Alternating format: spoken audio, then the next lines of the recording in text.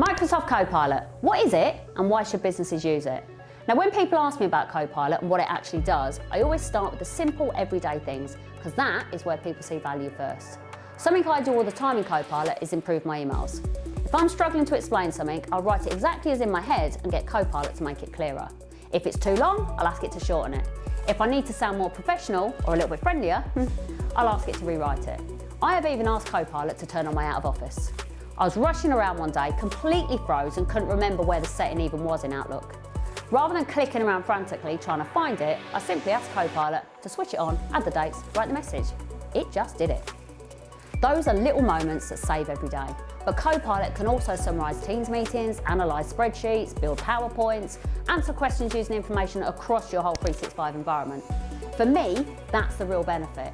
It isn't about replacing people, it's about taking away the repetitive work to make you focus on what you do best.